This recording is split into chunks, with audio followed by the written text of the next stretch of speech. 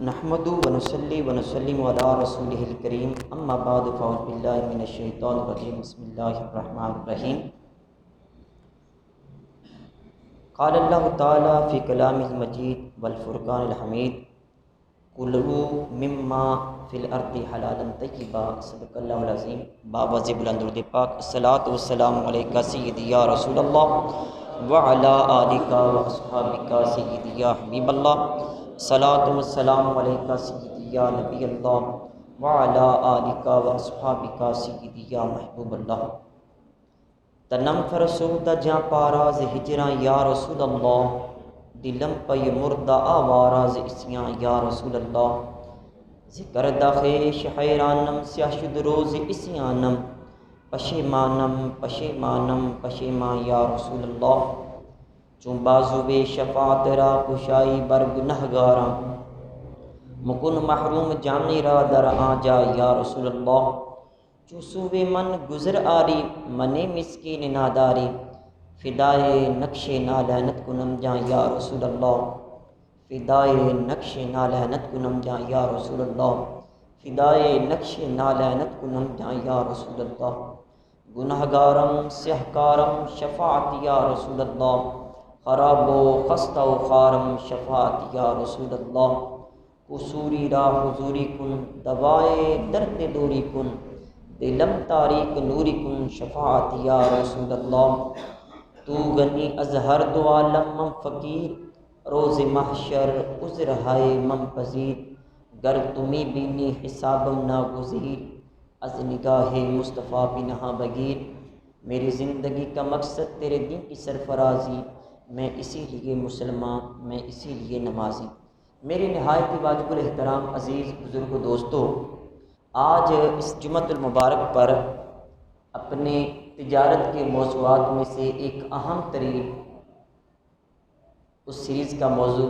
عرض کر رہا ہوں جو کہ ہمارے اس مہینے کے ریلیٹڈ بھی ہے وہ ہے مزدور کی اجرت مزدور کی مزدوری اور مالک کے حقوق کیا ہیں مزدور کے حقوق کیا ہیں مالک کے حقوق کیا ہیں آپ کو پتہ ہے 1 مئی انٹرنیشنل ورکرز ڈے یا لیبر ڈے کے طور پہ سیلیبریٹ کیا جاتا ہے تو اس حوالے سے یہ ہمارے اس مہینے میں موضوع بھی یہی میں نے عرض کرنا ہے اللہ تعالیٰ کی بارگاہ میں دعا ہے اللہ تعالیٰ مزدور و مالک کے حقوق کو بیان کر کے اس پر عمل کر کے آگے پہنچانے کی توفیق عطا فرمائے عزیز سامعین محترم اسلام نے جہاں دوسرے حقوق و فرائض ذکر کیے ہیں وہاں اس پہلو کو اس نے ایسے نہیں چھوڑ دیا آپ دیکھیں یہاں دنیا کے اندر یہ چند 100 سال پہلے کہہ لیں آپ زیادہ سے زیادہ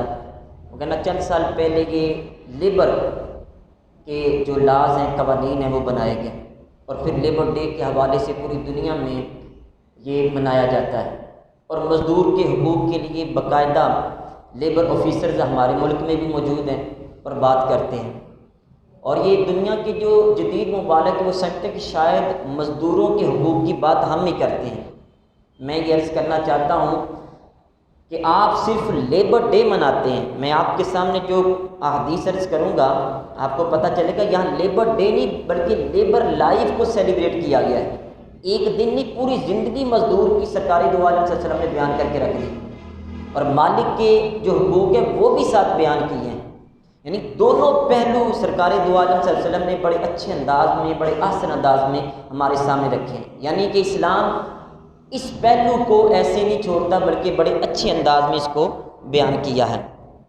عزیز سامعین محترم کریم آقا صلی اللہ علیہ وآلہ وسلم کا ارشاد ہے حضرت سب سے پہلے جو مزدور کی شان ہے جو ہاتھ سے محنت کرتا ہے کماتا ہے اس کے بارے میں آپ صلی اللہ علیہ وسلم نے فرمایا ما کسب الرجل کسبا اطیب من عمل یدہ فرمایا اپنی ہاتھ کی کمائی سے کھانا یعنی اپنے ہاتھ کی جو کمائی ہے اس سے زیادہ پاکیزہ اور کوئی کھانا نہیں ہے اور کوئی کمائی نہیں سب سے پاکیزہ وہ کمائی ہے جو بندہ اپنے ہاتھ کی کر کے کھاتا ہے اس سے یہ بھی پتہ چلا یہ جو لوگ مانگتے ہیں ان کو ڈسکرج کرنا چاہیے ان کی حوصلہ افزائی نہیں کرنی چاہیے یہ طرح طرح کے لوگ رمضان مبارک میں نکل آتے ہیں پھر ایک محنت سے کمائی کرنے والے کی شان آپ کے سامنے عرض کروں گا، حضور کتنا پسند کرتے تھے۔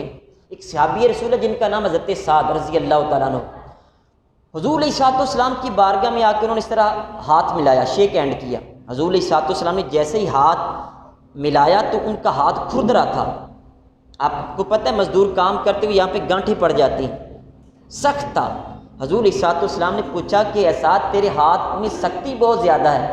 عرض کیا حضور مزدوری کرتا ہوں۔ فرمایا کیا کرتے ہو؟ عرض کیا کہ حضور پہاڑوں کی چٹانیں کاٹ کاٹ کے اپنی روزی کماتا ہوں۔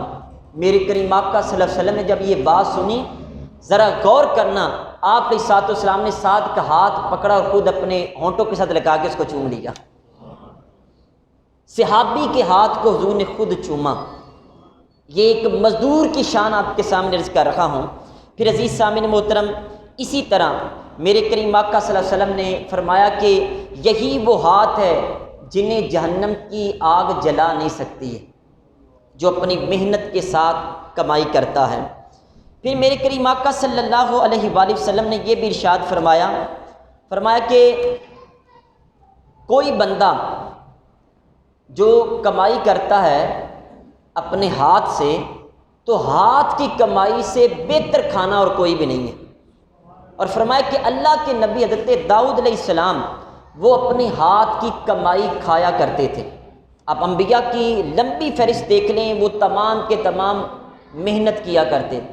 یہ نہیں کہ نبی جب اللہ تعالیٰ کے ساتھ ان کی ہم کلامی ہوتی، اللہ کی طرف سے وحی آتی تو وہ کرسی بنا کے بیٹھ جاتے اور کہتے جی آسمانوں سے کھانا اترتا رہا۔ نہیں، میرے کریم آقا صلی اللہ علیہ وسلم سے روایت ہے، حضرت ابو ہریرہ کرتے ہیں حضور علیہ السلام نے فرمایا کہ ما بعث اللہ نبی الا رعى الغنم، فرمایا 1,24,000 اللہ تعالیٰ نے نبی بھیجے ہیں، تمام کے تمام نبیوں نے اس دنیا میں بکریاں چرائی ہیں، بکریاں چرایا کرتے تھے۔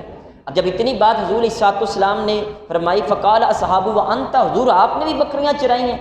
فرمایا فقال نعم، ہاں، کنت ارعاها علی قراریط لأہل مکہ، تھا فرمایا چند دیناروں کے بدلے میں اہل مکہ کی بکریاں چرایا کرتا تھا۔ یار اللہ کے نبی ہو کہ اگر وہ مزدوری کر سکتے ہیں، محنت کر کے ہاتھ سے کماتے تھے، تو ہم کس بات کی بولی ہیں؟ کیا ہم نہیں کر سکتے محنت؟ آج ہمارے کچھ لوگ جو تھوڑے سے جگیردار ہوتے ہیں، دولت زیادہ ہوتی ہے، ان کی اولادوں کا دماغ خراب ہو جاتا ہے۔ ہم اپنے ہاتھ سے کریں کمائی، ہم یہ پیشہ اختیار کریں۔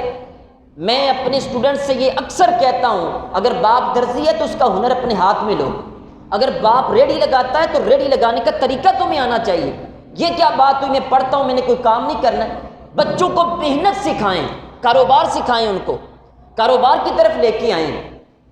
یہاں جو لوگ کاروبار نہیں کرتے، میں نے کئی مرتبہ یہ عرض کیا، اسلام کے اندر پہلی جو صحابہ کرام کی زندگی میں آپ کو نوکری بہت کم ملے گی، نہ ہونے کے برابر، سارے اپنی ہاتھ کی کمائی، کاروبار، بزنس مین تھے سارے۔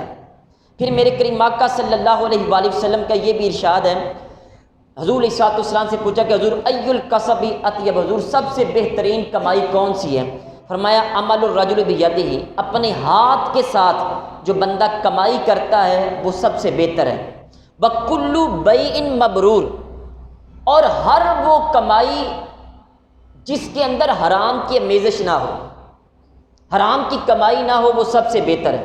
اب دیکھیں یہاں میں 4-5 مہینوں سے آپ کے سامنے ٹاپک حضرت کر رہا ہوں۔ دیکھیں یہاں اگر آپ دھوکے کے ساتھ کمائی کرتے ہیں، فریب کرتے ہیں، جھوٹ، ملاوٹ، جھوٹی قسمیں کھا کے کمائی کرتے ہیں، وعدہ خلافی کرتے ہیں، آپ عیب چھپا کے کسی کو چیز بیچتے ہیں، ناپ تول میں آپ کمی کرتے ہیں، آپ سودی کاروبار کرتے ہیں، رشوت لیتے ہیں، امانت میں خیانت کرتے ہیں، تکبر، فخر یا غرور کے لیے آپ دولت کماتے ہیں، یہ ساری کمائیاں آپ کی حلال نہیں ہیں، یہ بیع مبرور نہیں ہے، یہ نیک اور پاک کمائی نہیں ہے، یہ 2 نمبر کمائی ہے۔ اور پھر 2 نمبر کمائی سے کمایا ہوا جو پیسہ ہے وہ کس حد تک آپ کی دعاؤں کی قبولیت کا باعث بنے گا؟ حضور علیہ السلام نے فرمایا کہ بندہ اللہ کی بارگاہ میں دعا کرتا ہے، فرمایا کہ اس نے جو کپڑے پہنے وہ حرام کی کمائی کے ہیں، 2 نمبری کے، رشوت، دھوکے، فراڈ کے ہیں، جو اس نے کھانا پیٹ میں کھایا وہ بھی حرام کی کمائی کا ہے۔ پھر وہ اس طرح ہاتھ کھڑے کر کے کہتا ہے یا اللہ مجھے یہ بھی عطا کر دے، یہ بھی عطا کر دے، شرم نہیں محسوس ہوتی اس کو؟ رب نے جن کاموں سے روکا وہ تو تم کر نہیں رہے ہو۔ حضور علیہ السلام نے فرمایا کہ 2 خرید و فروخت کرنے والے ان کو اختیار ہے کہ وہاں کھڑے کھڑے اس کو بے کو توڑ بھی سکتے ہیں، اور اگر وہ اس بے کے اندر وہ دونوں سچ بولیں اور صحیح بیان کر دیں تو ان کی اس بے کے اندر، اس کاروبار کے اندر اللہ برکتیں رکھ دیتا ہے۔ اور اگر ان میں سے کوئی ایک بندہ بھی جھوٹ بولے یا عیب کو چھپائے تو اللہ تعالیٰ وہاں سے برکت اٹھا لیتا ہے۔ جب برکت ختم ہو گئی پھر کروڑوں روپیہ بھی وہ پانی کی طرح بہہ جاتا ہے، پتہ نہیں چلتا۔ پھر اس سے آگے چلیں، میرے کریم آقا صلی اللہ علیہ وآلہ وسلم کا ارشاد حضرت عبداللہ بن عمر رضی اللہ تعالیٰ عنہ سے مروی ہے، فرمایا کہ اعطوا الاجیر اجرہ قبل ان یجف عرقہ۔ حضور علیہ السلام نے فرمایا کہ مزدور کو اس کی مزدوری اس کا پسینہ خشک ہونے سے پہلے ادا کر دی جائے۔ ابھی پسینہ خشک نہیں ہوا، اس کی مزدوری پہلے ادا کر دی جائے۔ اب یہاں پہ ہمارے یہاں جو چل رہا ہے ہماری مارکیٹ کے اندر، مزدوروں کو پسینہ خشک ہونے سے پہلے مزدوری دینا تو دور کی بات، بلکہ جب ان کو مزدوری دی جاتی ہے تو مزدوری دیکھ کے دوبارہ ماتھے پہ پسینہ آ جاتا ہے، یار ہم نے کام تو اتنا کیا، مزدوری ہمیں یہ دی جا رہی ہے۔ کرتے ہیں لوگ، یعنی کام اس سے 2000 کا لے لیا، مزدوری اس کو 500 روپیہ دے دی، وہ بیچارہ بول نہیں سکتا، پتہ ہے اس کو، یا روڈ پہ کھڑے دہاڑی لگانے والے بڑے ہوتے ہیں، اس کو پتہ ہے اگر میں نے انکار کر دیا تو کل مالک نے میری چھٹی کروا دینی۔ فیکٹریوں کے اندر کیا ہو رہا ہے، جھوٹ فراڈ کے اوپر پورا کاروبار کیا جاتا ہے۔ جی ایم مینیجر سے لے کر وہ سپروائزر تک، وہاں اوپر سے 18 روپے ریٹ لیتے ہیں پیس کا، نیچے 12 روپے پہ مزدور کا استحصال کرتے ہیں، کہتے ہیں کرنا ہے کام تو کرو، نہیں تو ہمارے پاس اور بڑے ورکر موجود ہیں۔ یہ ہمارا پورا علاقہ یہ فیکٹری کے ساتھ منسلک ہے، وہاں مزدوروں کی 6 مہینے کی تنخواہ نہیں دی جاتی ہے، روک لی جاتی ہے تنخواہ، عدالتوں کے چکر لگانے پڑتے ہیں، اور بیچاروں کی وہاں جو عزت نفس ہے اس کو تو ہر لمحے مجروح کیا جاتا ہے۔ آپ کسی بھی پرائیویٹ سیکٹر میں چلے جائیں تو اس سے کام ڈبل ٹرپل لیا جاتا ہے، مزدوری کم دی جاتی ہے، کام زیادہ لیا جاتا ہے۔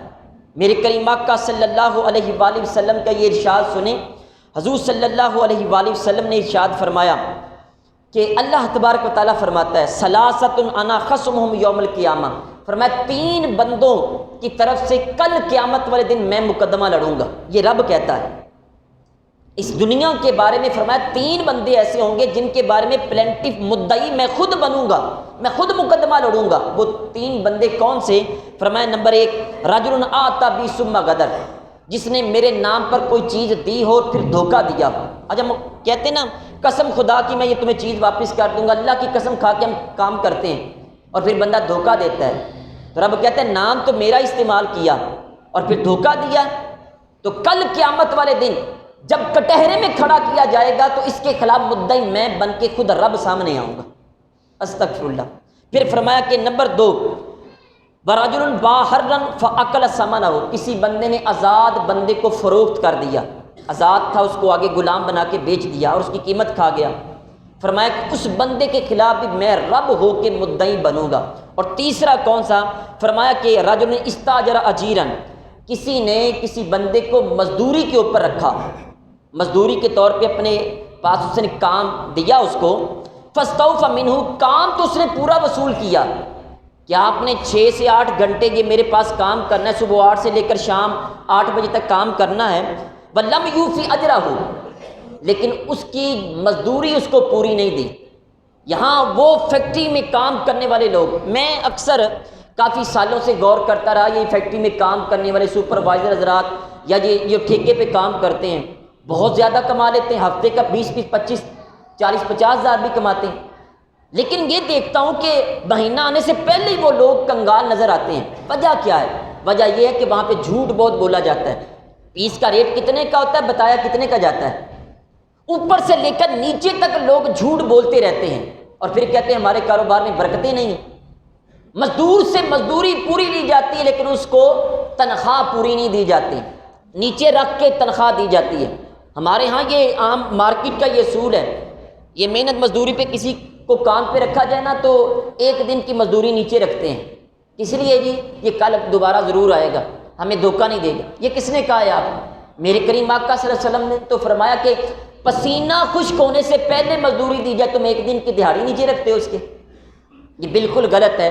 پھر عزیز سامعین محترم، یہاں ہوتا یہ کہ جب مزدور کا استحصال کیا جاتا ہے پھر لوگ وہاں پروٹیسٹ کے اوپر آتے ہیں، مزدور حضرات اس کی جو یونینز بنی ہیں وہ احتجاج کرنے کے اوپر اتر آتی ہیں، اس میں ملکی نقصان ہوتا ہے، اور جو فیکٹری مالکان ہیں وہ اپنے یونٹ بند کر دیتے ہیں، مزدور بھوکا مرنا شروع ہو جاتا ہے، وہ لوگ جو پروٹیسٹ نہیں کرنا چاہتے وہ بھی بیچارے اس چکی میں پسنا شروع ہو جاتے ہیں۔ پھر اسی طرح ہمارے ہاں یہ دیکھا گیا ہے کہ جو مزدور حضرات ہیں ان کے ساتھ ہماری لینگویج بڑی سخت ہوتی ہے، بالخصوص ہمارے جو ماتحت سبارڈینیٹس ہوتے ہیں، چاہے وہ کوئی سرکاری ملازم ہو، چاہے وہ فیکٹری کا ملازم ہو، چاہے وہ کوئی پرائیویٹ سیکٹر کا ملازم ہو، کوئی بھی ہو جو آپ کے ماتحت ہے اس کے ساتھ ہماری لینگویج ٹھیک نہیں ہوتی۔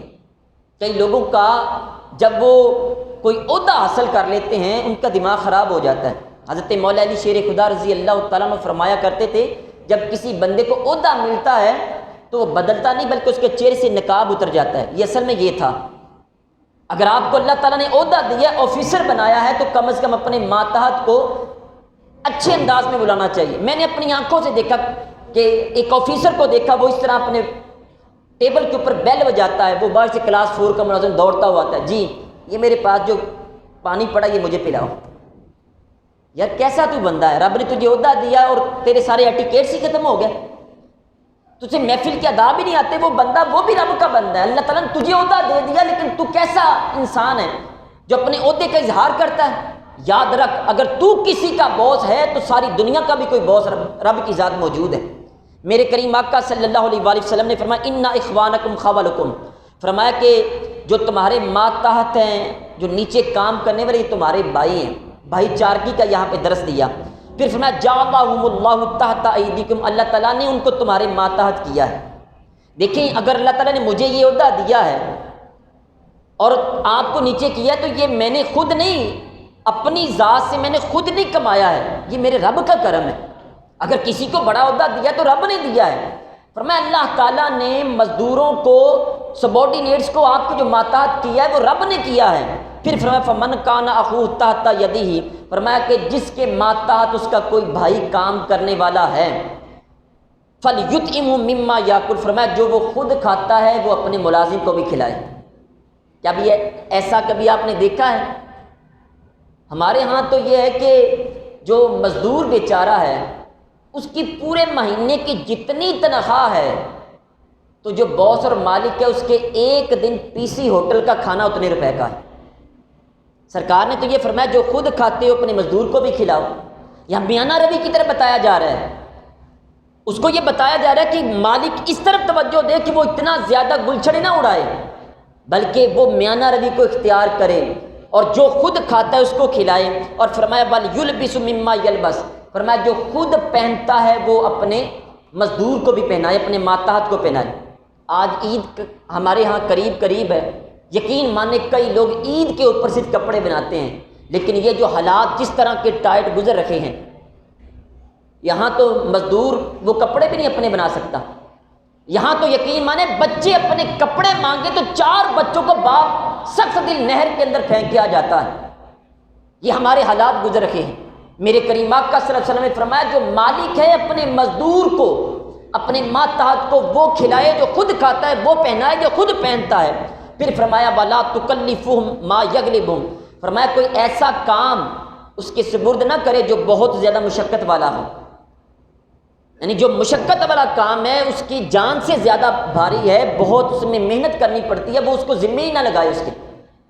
اور پھر فرمایا فَأَعِينُوهُمْ، فرمایا کہ اگر فَإِن كَلَّفْتُمُوهُمْ مَا يَغْلِبُهُمْ فَأَعِينُوهُمْ، فرمایا اگر کوئی ایسا کام آپ کروانا چاہتے جو زیادہ وزنی ہے تو مزدور کی خود تھوڑی سی مدد کر دیں، جو آپ کے ماتحت ہے خود اس کی مدد کر دیں، آپ اس کا ہاتھ بٹھا دیں۔ یا ہم تو کہتے کہ میرے وہ کپڑوں کے اندر ذرہ بھی نہیں لگنا چاہیے۔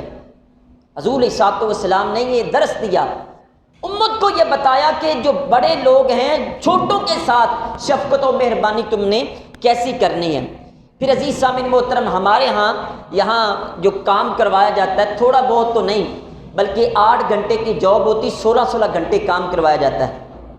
اور یہاں یہ بھی واقعات آپ کو ضرور ملیں گے کہ 6 گھنٹے کا کہہ کے 8 گھنٹے کام کروا کے 2 گھنٹے اوور ٹائم لگواتے ہیں، پیسے بھی نہیں دیتے ہیں وہاں۔ یہاں حضور علیہ السلام تو فرما رہے کہ ان کی ساتھ مدد کرو اور تم اس سے اوور ٹائم لگوا کے ان کے پیسے بھی چھین رکھے ہو۔ پھر عزیز سامعین محترم، اس سے آگے بلیں، میرے کریم آقا صلی اللہ علیہ وآلہ وسلم نے یہ جو احادیث بیان کی کہ آپ مزدور کو اتنی محنت نہ کروائیں اس سے، اور وہ تمہارے بھائی ہیں، تو اس میں آپ دیکھیں معاشرے پورے کو سمیٹ کے رکھ دیا ہے۔ جب ایک مزدور 6 سے 8 گھنٹے اس کی ڈیوٹی کا ٹائم ہے اور وہ 16 گھنٹے کام کرے گا تو ڈیفینیٹلی وہ ڈپریشن کا شکار ہوگا۔ ہمارے یہاں پہ کئی سرکاری محکمے سے جن میں چھٹی کا تصور ہی نہیں ہے، کئی دن۔ میرے ایک دوست ہے سرکاری ملازم، میں نے اس سے بات کی، کہتے 32 گھنٹوں بعد میں ابھی گھر آیا ہوں، سویا ہی نہیں ہوں۔ جبکہ اسلام کا یہ کنسیپٹ نہیں ہے، آپ چھٹی بھی دیں، ان کو سے کام لیں۔ یہ جو سویلائزڈ ملک ہیں، اگر یہ ترقی انہوں نے کی ہے تو وجہ صرف یہ ہے انہوں نے لیبر، اپنے جو مزدور طبقہ ہے ان کو پروٹیکٹ کیا ہے، ان کو تحفظ دیا ہے، انہوں نے ان کے حقوق متعین کیے ہیں، ان کے کام کو متعین کیا ہے، 1 منٹ بھی اوپر ٹائم نہیں لیتے ہیں۔ لیکن ہمارے ہاں بالکل اس کے الٹ چل رہا ہے۔ پھر عزیز سامعین محترم، یہاں فقہاء نے یہ بھی پوائنٹ ریز کیا ہے، انہوں نے کہا کہ اگر مالک کسی کو مزدوری پہ رکھتا ہے تو حقوق اللہ کی پاسداری کے لیے بھی ٹائم دے ان کو۔ مثلا نماز کا وقت ہے تو نماز پڑھنے جانے دے ان کو۔ ہم اتنے مٹیریلسٹک ہو چکے ہیں، جو کسی کو مزدوری پہ رکھتا ہے تو نماز کا وقت ہے تو وہ کہے گی جی آدھا گھنٹہ لگا کے آتا ہے، پہلے ہی ذہن بنایا ہوا، کبھی بھیجا نہیں نماز کے لیے۔ یہ مستری مزدور میں نے دیکھے کبھی نماز کا تصور ہی نہیں ہے، روزے کا بھی تصور نہیں ہے۔ حضور علیہ السلام جب رمضان المبارک شروع ہوا تھا تو رمضان سے 1 دن پہلے سرکار دو عالم صلی اللہ علیہ وسلم نے خطبہ ارشاد فرمایا، جس میں یہ تھا کہ اگر کسی کے ماتحت کوئی مزدور ہے، کام کرنے والا ہے، تو رمضان میں اس کی ڈیوٹی کو کم کر دے، یا اس کا ڈیوٹی کا ٹائم چینج کر لے، صبح 3 گھنٹے لے لے، شام کو 3 گھنٹے لے، دوپہر کے وقت اس کو آرام کرنے کی اجازت دی جائے۔ یعنی حقوق اللہ کی پاسداری کے لیے ٹائم دینا بھی اس کے اوپر یہ لازم ہے۔ پھر عزیز سامعین محترم، یہاں ہمارے ہاں یہ ہے کہ پرائیویٹ سیکٹر کے اندر زبان سے کوئی لفظ تھوڑا سا آگے پیچھے نکل گیا تو ہم 10 سال کی جاب سے اس بندے کو فوراً نکال دیتے ہیں۔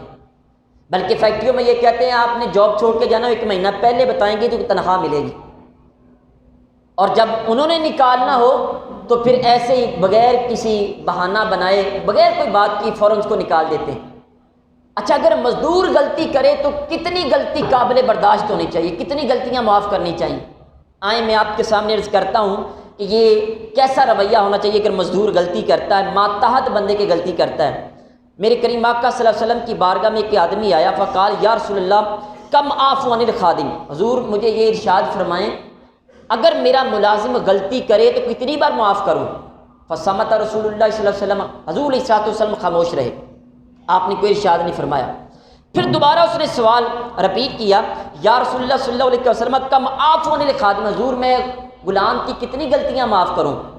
فقال، حضور علیہ السلام دوسری دفعہ ارشاد فرمایا کل یوم 70 مرہ، فرمایا اگر دن میں 70 بار بھی غلطی کرتا ہے اس کو معاف کر دو۔ کتنی بار؟ 70 بار بھی آپ کے ماتحت، چاہے کوئی سرکاری ملازم ہے، پرائیویٹ ہے، کوئی بھی ہے، جو آپ کے ماتحت ہے۔ یہاں واصف علی واصف صاحب رحمۃ اللہ علیہ بڑی پیاری بات ارشاد فرماتے ہیں، کہتے جو آپ کے ماتحت ہیں ان کو اپنے ماتحت ہی رکھا کرو، اپنی چھاؤں میں رکھا کرو، اپنی چھاؤں میں، خود دھوپ برداشت کیا کرو، ان کو چھاؤں میں رکھا کرو۔ میرے کریم آقا صلی اللہ علیہ وسلم کی خدمت 10 سال تک حضرت انس بن مالک نے کی، 10 دن 10 گھنٹے کی بات نہیں کہتا، 10 سال خدمت کی۔ اور جب ان سے پوچھا گیا بتائیں حضور علیہ السلام کی خدمت کی، کبھی سرکار نے کچھ کہا؟ اور میں آج تک حضور علیہ السلام نے مجھے کچھ نہیں کہا۔ یا ہمارے پاس 10 گھنٹے کے 10 منٹ کوئی بندہ کام کر لے تو ہمارے بیہیویئر کے اوپر کتاب لکھ دے گا، کس قدر سخت ہمارا رویہ ہے۔ پھر عزیز سامعین محترم، اس سے آگے چلیں، ایک اور حدیث آپ کے سامنے عرض کرتا ہوں کہ مزدور کے ساتھ، ماتحت کے ساتھ اچھا رویے کے بارے میں حضور علیہ السلام کے ارشاد، آپ علیہ السلام نے فرمایا اگر تمہارا ملازم تمہارے لیے کھانا تیار کرے اور وہ کھانا تمہارے لیے لے کے آئے تو حضور صلی اللہ علیہ وسلم نے فرمایا کہ یقیناً کھانے کی جو گرمی ہے اور جو دھواں اٹھ رہا ہوتا ہے کھانے کے اندر سے، اس بندے نے بھی محسوس کر لیا ہوتا ہے جو کھانا بنا رہا ہوتا ہے. فرمایا کہ فَلْيُقْعِدْهُ مَعَهُ فَلْيَأْكُلْ، فرمایا اس کو اپنے ساتھ بٹھا لو، اس کو بھی ساتھ کھانا کھلاؤ. پھر فرمایا کہ فَإِنْ كَانَ الطَّعَامُ مَشْفُوحًا قَلِيلًا، فرمایا کھانا اگر تھوڑا ہے، آپ یہ سمجھتے ہیں کہ یہ کھانا تھوڑا ہے یا تو میں کھا سکتا ہوں یا اس کو ساتھ بٹھا کے کھلا سکتا ہوں، ایسے نہیں ہو سکتا. فرمایا اگر کھانا تھوڑا بھی ہو، فرمایا کہ فَلْيَدَعْ فِي يَدِهِ مِنْهُ أُكْلَةً وَأُكْلَتَيْنِ، فرمایا ایک یا دو لقمے اس کے ہاتھ کے اوپر رکھ دو تاکہ وہ بھی کھانا چکھ لے. یہ مزدور کے ساتھ سرکار دو عالم صلی اللہ علیہ وسلم نے محبت اور پیار بتایا ہے. ہم نے کبھی ایسے ہو کہ چلو یار آج ہم نے ہوٹل میں کھانا کھانے جانا ہے، اپنے ماتحت کو بھی ساتھ لے جائیں. بیسیوں مثالیں آپ کو ایسی ملیں گی کہ لوگ وہ خود ہوٹل کے اندر کھانا کھا رہے ہوتے ہیں اور ان کا ماتحت جو ملازم جو ہے سبارڈینیٹ ہے وہ باہر دھوپ میں کھڑا ہوتا ہے. جی صاحب کہاں ہیں؟ جی صاحب کے اندر کھانا کھا رکھے. کیا صاحب آپ کو نہیں کھلا سکتے؟ میرے کریم آقا صلی اللہ علیہ وسلم تو یہ تبلیغ فرما رہے ہیں.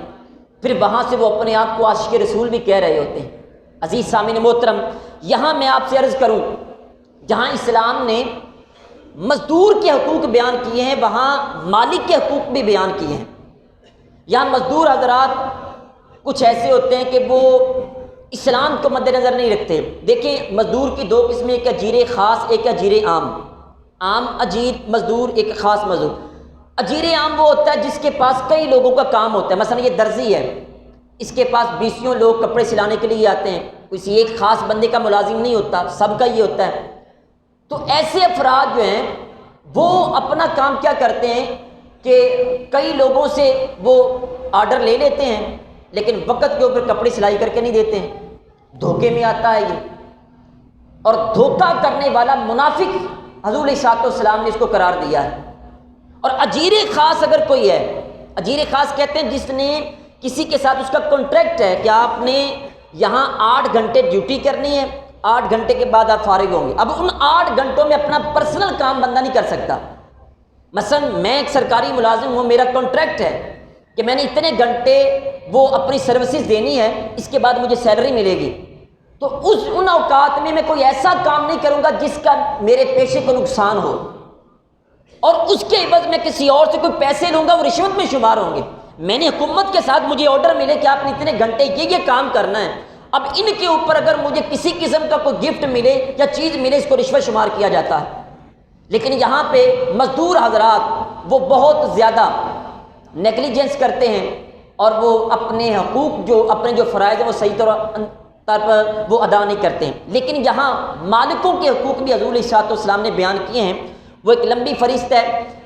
میرے کریم آقا صلی اللہ علیہ وآلہ وسلم نے یہاں لوگ جو ذمہ دار ہیں ان کی جو ذمہ داریاں ہیں وہ ساری گنوائیں، ان کے بارے میں ذکر کیا.